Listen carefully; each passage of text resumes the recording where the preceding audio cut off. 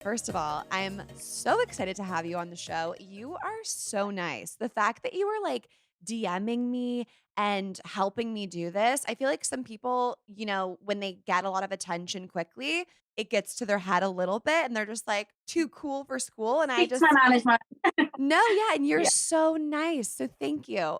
Oh, anytime, not a problem. I'm always on Instagram, so like any DMs, I'm like so quick. I'm like, oh hi, what's going on? Oh my God, I love that. So, what has it been like adjusting to that on Instagram? Because you turned in your phone and then you got it back and you had like millions of people caring about your life.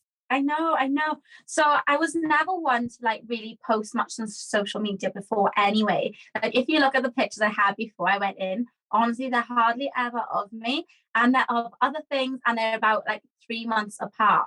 So then like coming out and like seeing how many followers I had and then everyone expecting like an update every day or just like a new picture like every couple of days, it's a lot, especially for me. 'Cause I'm just not a huge fan of being in front of the camera, like doing it all. Do you know what I mean? So sometimes it's a little bit overwhelming, but I'll be truthful. All of my inboxes and my comments are 99% of the time really positive, lovely things. So that just makes it so much easier, slash. Oh, 1,000%. I feel like some people leave the villa to just like the world not liking them, which I can even imagine that.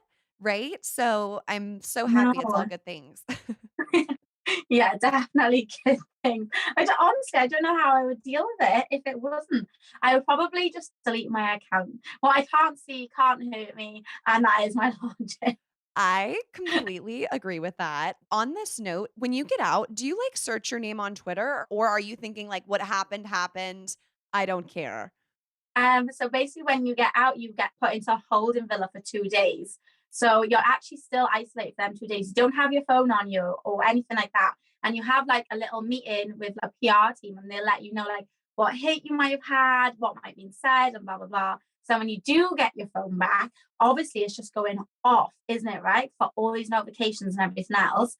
And my friend who ran my account had already deleted my Twitter platform for me because I didn't have one before I went in. She made one whilst I was in there, and then apparently it got a load of hate at one point.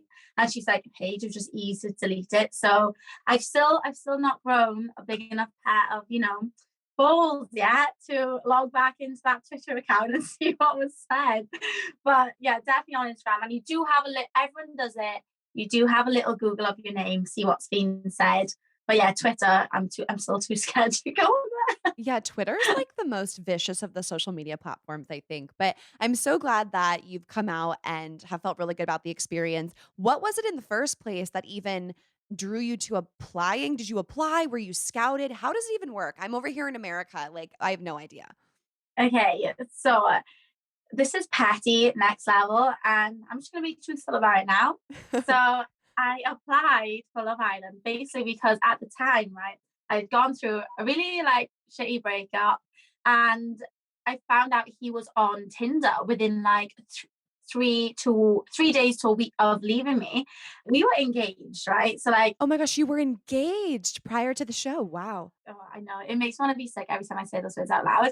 Like, it wasn't a great thing, right? Anyway, I was like devastated, heartbroken, whatever. Found out he was on Tinder within like a week of leaving me. And I was like, oh, so he can be on Tinder a week of leaving me. I was like, fine, I'll be on his TV screen the whole summer, see how he likes it. And that was my Oh. mindset of applying. And like, how petty is that? That is next level petty. But obviously, in the meantime of going on, I like totally just couldn't care less for him. So then I was just like doing it for, just for a great summer. And then I come out and I'm with Adam and I'm like, oh, well, that worked out. Like, what a win-win situation for me. That's the most iconic revenge plan I've ever heard of, and the fact that it was, like, executed to a T, I mean, honestly, goals. Such an icon. Like, oh, honestly, looking back now, I was just like, what was I thinking back then? I love it. I feel like that's life, it's like, let's take risks, let's step outside of our comfort zone, especially when you're in a season of life where, I mean, an engagement being called off is, like, world rocking, right? So, then to just kind of step outside the box, I think is really cool. Yeah, it was a huge, huge risk going from my job to going into Love Island just because like I have I'm a normal person. Like I have a mortgage and everything else to pay. So it was like, if I leave my job, go on this show, and I don't know, nothing works out. I was like, I still got all these bills that I need to pay. So it was a huge, huge risk. But my team was so supportive, and I've just had my bank contract back, which means I can go back to work and work shifts as and when they suit me. So I'm just gonna get to live the best of both worlds. And I'm so happy. I literally cannot wait. Cannot wait to get back. I mean, you probably now have this career opportunity as an influencer as well. So it's like, do you go back to what you're passionate about and what you like, spent your life preparing to do, or kind of dive in? And it sounds like you're going to find a happy medium. Yeah, definitely. Like I couldn't do it. Like I said, I really hate having my picture taken. I hate being corny and being like, oh, hi guys, it's Paige. What are we doing today? Like, oh, literally goes through me, right? Because it's just not who I am. It's just not who I am at all. So when I do it, I really got to plug up the courage somewhere. So to have to rely on that like full time would probably really stress me out. And then obviously going back to my job full time is really, really intense. So I would literally have no time for anything else. So yeah, gonna find a happy medium. We'll make both work. You're just the coolest. And even from a few minutes of talking, you're so bubbly, you're so kind, and you're so well spoken as well. You were, I mean, obviously, my favorite from this past season. And I feel like you just have such a good head on your shoulders. I found myself watching and being like, I wish I could go to Paige for advice because you just seem like really well rounded in everything you're thinking. And I'm just curious, have you always been that person at your core? Or what is it that you think shaped you to kind of be so mature? That's a really good question, actually. I think I'm the older sister of my younger brother. Mom and dad are like quite young, so I've not like grown up with them. But so my mum is now 42 and I'm 25. So she would be obviously we're far off, but she did her growing up whilst I was also growing up. So it's almost like I grew up with her. Like she's one of my best friends. She always has such great advice, anyways. And I would always go to my mum. And I think a lot of hers like kind of rubbed off on me. And I'm just very much like, it is what it is. Don't cry about it. Why are we going to be upset? Being upset, does it change the outcome? Does it change what you can do for yourself or what you want from life? No. So then suck it up and do what is going to change it. I'm not one of these, I'm a little bit tough loving. I will pussyfoot if I need to. If I know something's coming, I will comfort, but my direction usually is just keep it straight down the line. Everyone knows where they stand, black and white, no gray area. And then you can never really go wrong from that, right? Do you think that also comes a bit from your career? Like, do you feel like you have to, as a paramedic, like really shift between head and heart because you're in these intense situations? You can't like fully feel what's happening in front of you, right?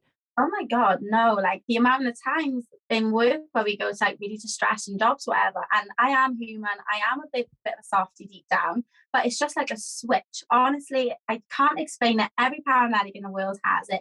And it's just like a switch where you're blank from emotion, like you're still there to give empathy and caringness and, all the words of advice and stuff. But at the same time, you're not like, you're not the one stood there crying, even though what is happening is really traumatic. So yeah, I do have that switch. And it's also a bit like as if you're talking as a third person because like you have to. Do you get what I'm trying to say? Like I know what I would personally want to say to somebody who was like really, really, really upset. I would just want to touch them, cuddle them, like wrap them up, and tell them it's all gonna be fine. But as a paramedic, you can't tell them it's gonna be fine because then that would be lying. Do you know what I mean?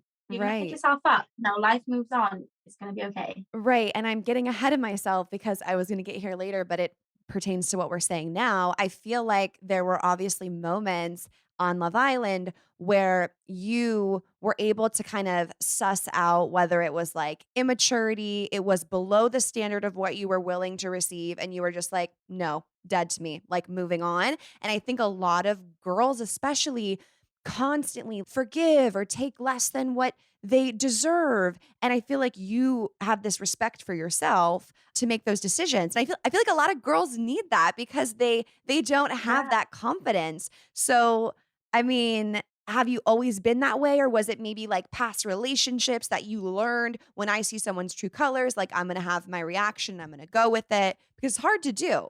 Oh, 100%, definitely. So it's interesting you say that. It was my last relationship that, like, my last relationship completely broke me down, ruined me as a person. Like, I was not the same person at all.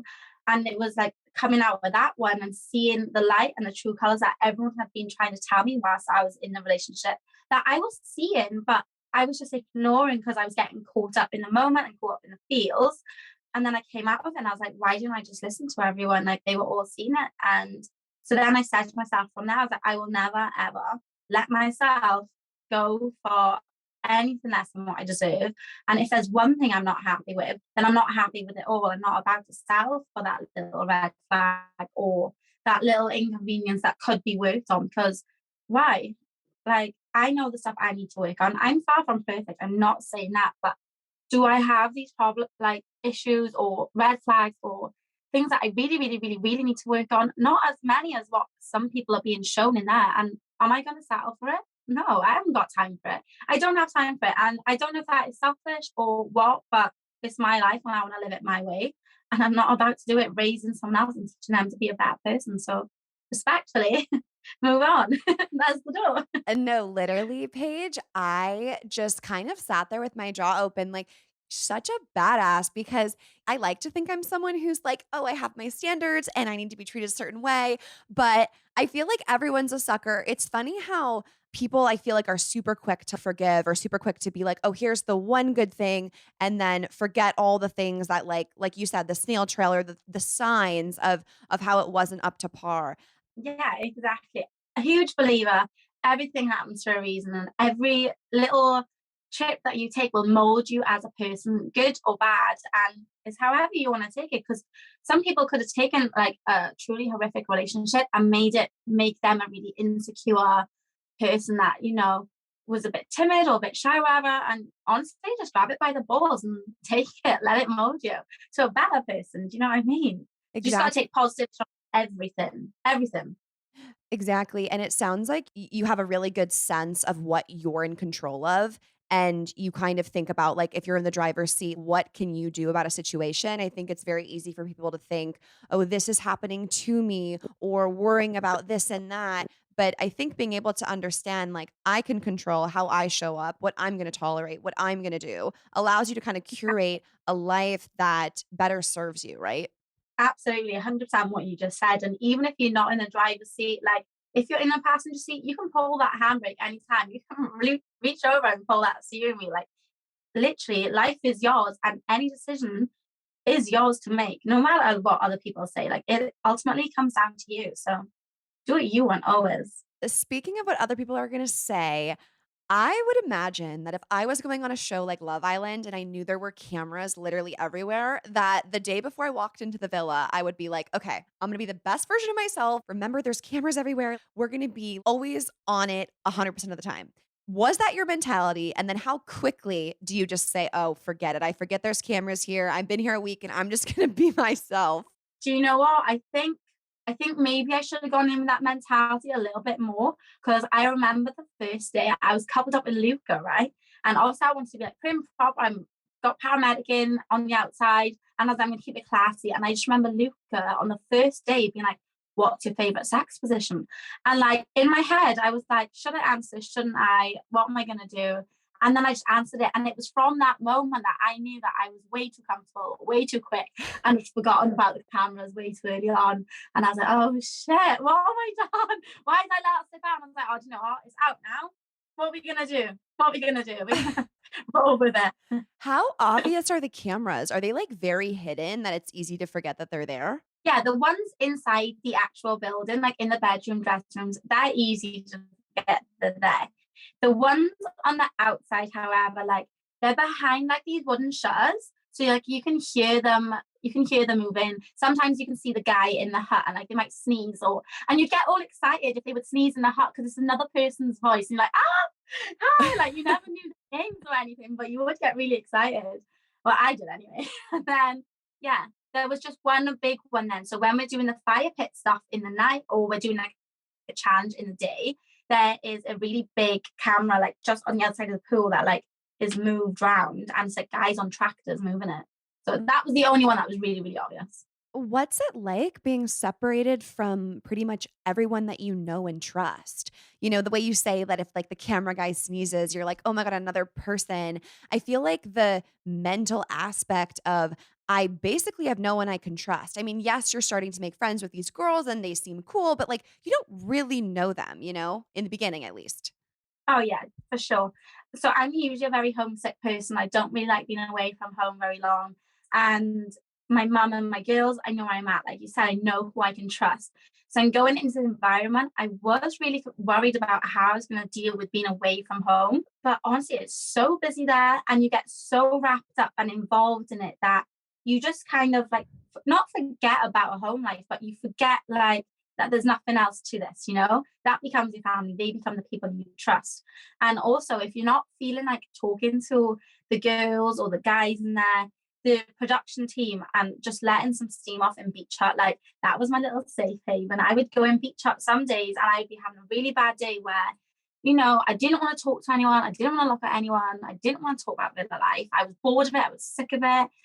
And I would just go and beach chat and I would probably rant and have a genuine little mini breakdown for about 20 minutes to an hour, let it all out my system. And then I'd be like, right, breathe. Remember what you're here for. Remember you're here for a good time. It's really not that deep. Just go out and have a good time. And then and then towards like the last 2 to 3 weeks, I was getting a bit more like that on like, I'd say like 2 to 3 day basis. Whereas at the beginning I wasn't. And then it started to take its toll on me. I just got tired of the environment. I had a great time, but I was ready to come out then. I'd done my time in there. I was like, ready to leave. Yeah, it's like the magnifying glass on whether it's relationships, appearance, right? Like who's I'm like, who's the fittest? We don't say that, but I love saying that. It's like I can imagine the pressure. And I was actually gonna ask you, like, do you have bad days in there? Because I mean, whether we're talking about mental health or like body image, I don't want to be in a bikini every single day. Like, I can imagine there's a day where it's like, I'm not feeling good. And then what if that's the day that everyone has to dress up like, I don't know, a firefighter and, like, put whipped cream on themselves, you know? 100%. No, I totally, totally get that. And the girls are all like so stunning. It was just like so flawless for them to stick on a bikini. And then you're there like every day, just like being like, she looks great, she looks great, she looks great. And I got to try and pull something out of the bag again. I have no more bikinis left.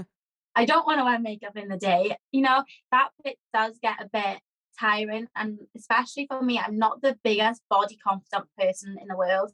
I don't have a lot of self confidence in myself. So like every day it was a little bit of a toll, to be fair, sometimes, especially on a day when you're not feeling great anyway. But then, like I said, are we gonna cry about it? No, we're gonna suck it up, put your glad rags on, get out there and have a good time anyway. But yeah, it can be a lot. So on those days where maybe you're not feeling, like, super body confident, what would you do? Do you have, like, words of affirmation? Do you just say, "Okay, then I'm gonna wear something I know I feel good in"? Did you talk to a friend? Yeah, so the days that I wasn't feeling body confident, I would probably go for something black because black, I just feel like, I don't know, it's just a comforting color for me. I just know that everyone has their color and you can never go wrong with black. So it'd always be a black bikini or a black cover up with it. And if I wasn't feeling too body confident, I would try and make more of an effort with my hair, maybe, or maybe my makeup, Right. just to like, try and draw the attention like to the face and the hair rather than the body. That would be my thing. And then in the night, if I really wasn't feeling it that night, I would purposely like dress down. I would dress more casual because I know then like I'm not in a dress and feeling rubbish. I'm in casual clothes. I feel more comfortable in casual clothes, like jeans or whatever. So then, and if I'm comfortable, I'm a lot more happier. So that would be my go-to. If I was in jeans or something casual, I was having a bit of a wobbler day. Which I'm here for. I feel like that happens to all of us more than we probably admit, right? And when you said, this girl's stunning, that girl's stunning, in real life, we can't help but compare how we look or our jobs or our lives to other people. And then in the villa, like, obviously appearance, like, it's you're there for love, and everyone in a relationship wants to be attracted to their partner. So did you fall into the loophole of, like, comparison, especially when certain people come in and you're interested, but then maybe they're not? I know there was a week there where you weren't coupled up, right? And it's like you're starting to feel rejection or doubt yourself. What was navigating that like? Yeah, that was a tough one. That one. this week where I was not coupled up with anyone, I was by myself. You take it personal, and then you start doubting yourself and picking out all your flaws. And that is normal. That is normal to do when it comes to rejection, right? Like we all do it. Let's not sit here and be like, oh, I knew it wasn't me. No, really it was you, because you were the one that wasn't picked. Like there's no two ways about it. But then like, do you know what I mean? Like let's be Right. honest here. But then I just kind of thought, it might not be these people's types in here, but it doesn't mean I'm not going to be anyone's type. Like somebody else might come in and I might be right up their street, or even more so, I might be up their street, but they might not be up mine. So really, from the first guys that were in there anyway, was I 100% feeling any of them? Like no. And is that personal to them? In a way, yeah, I guess, because they're not my fancy and it is them. But that doesn't mean that they're not good looking or they've not got a great personality or anything like that. It just means that they're not personally my type. So yeah, I kind of looked at it from that perspective. I was like, right, pick yourself up, because otherwise it's so easy in there to like let yourself fall into a downward spiral, especially at the beginning when you don't have strong relationships with friends and you're new to it all. So yeah, you have to have a bit of a strong mentality when it comes to that, I think. I wanna talk about these downward spirals because when I was a college volleyball player, when you said you would go in the hut and, like, have your breakdowns, I remember going into, like, one of the coach's offices, and I felt like that was the place I could, like, cry and be like, "I'm losing my mind, like, this is so stressful, there's so much going on," and it's true, it's like you have to remind yourself to, like, stay strong, stay in this lane, like, don't break, don't break. So when you would Mhm. have those moments, what was it that you were expressing or you were, like, letting loose that you felt like you couldn't have be a part of your villa personality or who you were when you showed up, outside? So for me, it was, I'm a social person. I will talk to anyone. I'm always really positive and bubbly. But if I am tired or if I'm having a bad day, I'm very unsocial. I don't want to be talked to, and I just want to deal with things in my own. And when people would still talk to you, it would just really get to me, because you just want to be like, just give me 5 minutes. I'm with you all of the time. And I'll be honest, I can be snappy and I can be abrupt and I can be a little bit like, straight to the point, like, I don't want to talk, like, leave me alone. And it could come across really, really rude. So then I would just go into the beach hut, and I won't lie, I would cry. I would cry for like the whole time I was in there, just to let off like all that built up like frustration or anger or emotion. And yeah, I'll be honest, you'll have a little bitch in there about like the small things, like somebody who wore my dress that I didn't get to wear first, or somebody who ruined my shoes that I've only bought one silver pair and now they're ruined. Like it would be really small, minor, inconvenient things that you would just throw a tantrum over, because it would just be like little things. Here we go. I would cry because they fed us chicken every single day for 8 weeks, dinner and lunch, or lunch and dinner. And I was like, I can't eat it anymore. I can't eat another chicken breast. It would just be really small, silly things Right. that I would probably look like a complete diva princess about. But they also reassured me that I wasn't the only one doing it. They said the other girls are doing it, the other boys are doing it. They're like, we're used to this. This is normal. Like They're like, we won't. "Paige, the boys are in here crying about chicken, so don't worry." Like I'm not eating another chicken breast. Like No, but you it's can't make me. It's true, and when you said you would sound like a diva, I mean, I feel like anyone who watches the show could maybe understand that it's not about the chicken, it's about the fact that you haven't had a break, every single day is filmed, you're always like, there's always something new and unexpected to account for, like, it's stressful Yeah, and, like, you're kind of always on edge, and the premise is to find the person you wanna spend your life with, that's also, like, a yeah, big thing, it's not like a casual thing. yeah. You can't just be in there just casually dating. Like I'll see what they're about, see what they're about. Like that's not what it's for. Like be in there to make connections. You know what I mean? And these connections are so intense just because like you are living with that person 24/7 from the day you meet them or from the day you know them. So like it's constantly like you're trying to impress, like be on form to make sure like, oh, if that person's looking, I want them to be like still fancy me no matter what I'm doing. Do you know what I mean? Right. So it's just like you never have a day off. Never. Which also on that note, you should write the guidebook on like how girls should, be able to attract their crush. I just feel like the little things you say. I was listening to on a podcast and it was like Adam said, you're my girlfriend, right? And you were like, well, you didn't ask me. Let me think about it. I'm like, Paige, like, where do you come up with this stuff? I mean, Because we do not let guys be in control. They like to think that they're in control, right? But ultimately, we make all the moves. Like with Adam, so it wasn't shown, right? But he tried to kiss me the first night of recoupling. So like Jax had just left like what a day ago, and actually Adam tried to kiss me that night, and I fully pied him. I was like, "What do you think you're doing?" So I instantly puts him on the back burner, and he's like, "Shit, is she into me? Isn't she into me?" And it's just like you'll never know.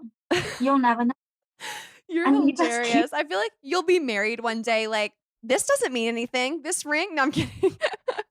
I can take this off. Watch me. Bye. I'm dying. That's hilarious. Wait, You know, so having been engaged, do you feel like the next time that that happens in your life, you're gonna be, like, super intentional about it, like, super you want this one to be the one, I would imagine? oh, 100%. And honestly, I am not settling for like, I've already like made it known. Like, if I'm to be engaged again, it's going to be the biggest and best engagement because I've already done it one time. It was horrific. I cried real tears of embarrassment that day. So you think I'm going to do that again? Honey, no. Like, we are aiming for bigger and best of everything now. And hopefully, the last one. I don't believe in third time lucky. That's not a thing. That will not be a thing when it comes to my engagements. So, yeah, the next one, it's got to be the real deal. And if it isn't, right, I'm keeping the ring. I'm keeping the ring this time. That was not the lesson Right, you learned. can, like, turn it into a necklace or something. I was just pulling it in, yeah. I'll just get a stash from. I'll just get a stash going. So we kind of were talking about the mental health aspects of the show because I feel like that's something now in recent years we've seen like more and more people talking about. And I'm glad that you were even sharing too, like going into this hut because even people who, like you said, you're like, I'm super tough, I'm thick skin, things can break you down. So, like in hindsight, now, how do you think you've changed from the page that entered the villa to the page that you are now? Page that I am now and the page that entered the. So I think from what from what you guys have seen when I first entered the villa, I was a very chirpy, cheerful, like all of the time. I think as it went on, you could see like the other side where I would be like, nah, you're chatting shit, like move on, sort of thing. It did definitely make me. It made me stand up for myself a lot more and realize that it's okay to stand up for myself in a situation, even if others wouldn't agree or it might cause a bit of hassle. Like, just stick to what you know is best. But also at the same time, it's kind of made me just still, I was super appreciative anyway, but coming out with the villain, like all the opportunities off the back of it, and everyone that you meet is really lovely. I am just still super, super appreciative of everything. So, yeah, it's been lush. And did you go back and watch it? I always wonder if you do that, but there's so many episodes. I mean, Literally, right? So the first thing my brother said to me when I came out, he was like, Paige, don't watch it back. He said, you've got a face for radio, not for TV. And that was when I knew. I was like, okay, that is going to mean I look like a complete huge bowling ball on TV. And I watched like one little clip. You know, you get like tagged in like a TikTok or an Instagram of like the Love Island stuff. And I would see the shape on my head and I'd be like, why? Why does my head look like this on TV? I was furious. I was like, oh, I've been done dirty from every angle in there. it So doesn't. no, You look do so not. beautiful. We're our worst critics, aren't we? Oh my gosh, we are our worst critics. We are. But do you know what? Sometimes that means that we keep pushing ourselves to do better in life, and we'll take that. But Oh my yeah, gosh. I Well, have your watched it brother is wrong because you were absolutely slaying it on the telly. back.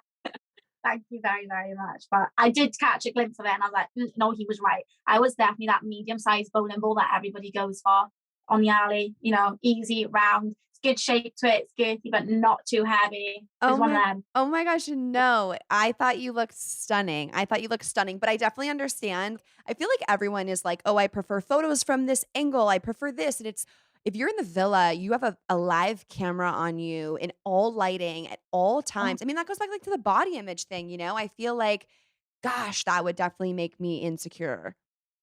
oh gosh, yeah, 100%, 100%. But you know, it is what it is until it isn't. So, you obviously came out of the show also with lots of good girlfriends. You have standards for your relationships. Do you have criteria for your friends, for the girls that you keep close and like the relationships that you developed? My read on you would be like similar to your relationships. Like you have your friends who you're very intentional about. They're your real ones. And like, you don't like to mess with tons and tons and tons of friends. Is that Oh my true? God. You should be a medium or a psychic or something. That's 100% me. Yeah. You know my real ones, and if you're not a real one, you're not on anything. So but I will always still be polite and civil. Of course I would. I would Yeah. still like catch up, but would I class you as a friend? Friend? No.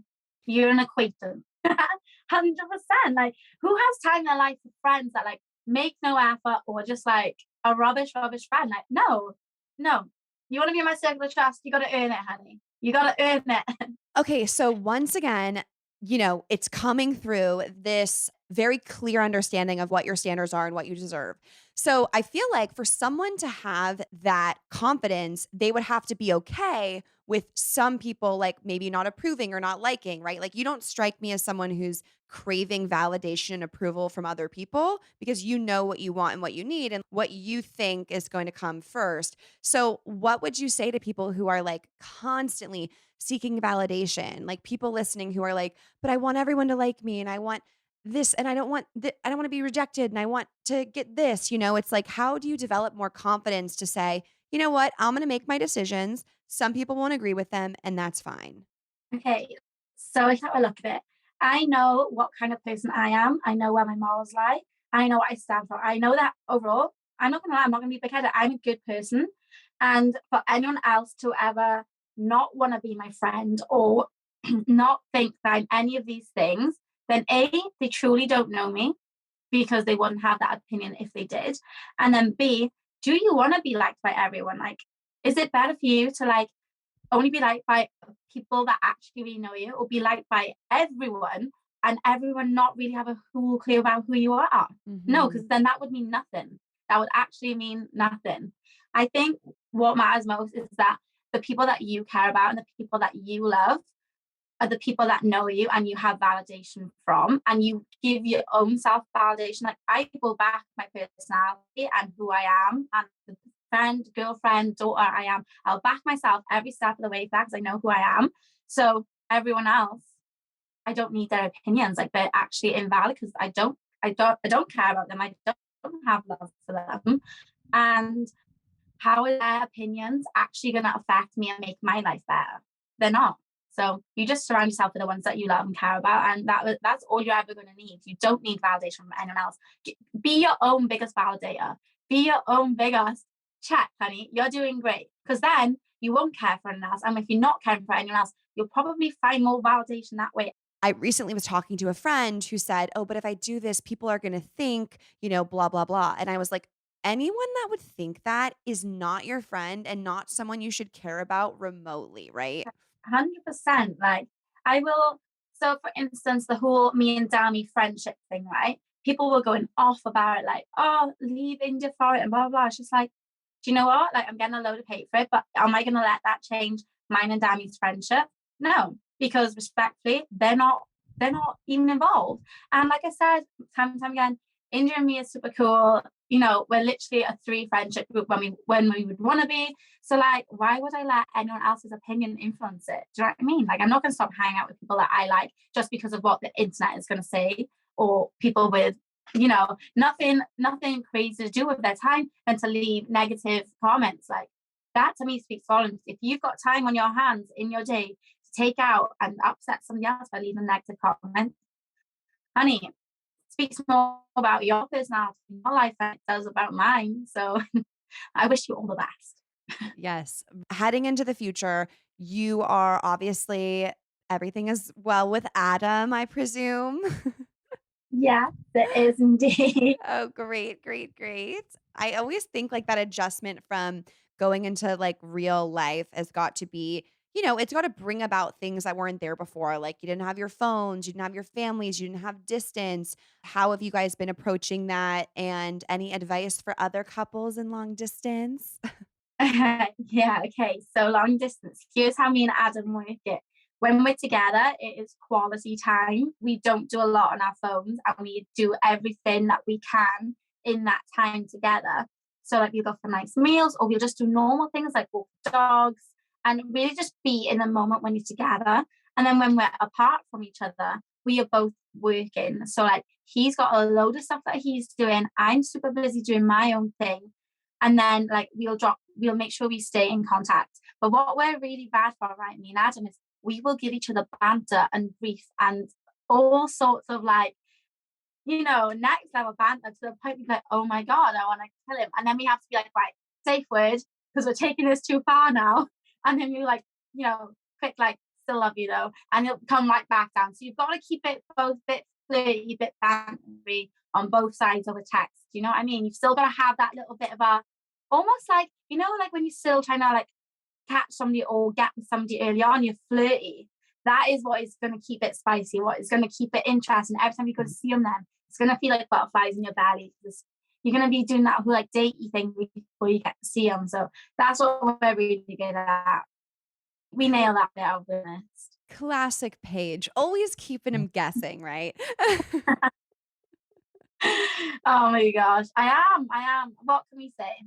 Oh my gosh, I love that. Well, thank you so much. I loved speaking with you, and I feel like we covered everything, and I really appreciate you taking the time. You could have totally blown me off. So thank you. I'm like even more of a fan than I was before, and I'm, rooting for you in all your endeavors. And I'm married, but if I wasn't, I would be taking notes, and maybe I'll start, keeping him guessing just a little bit more.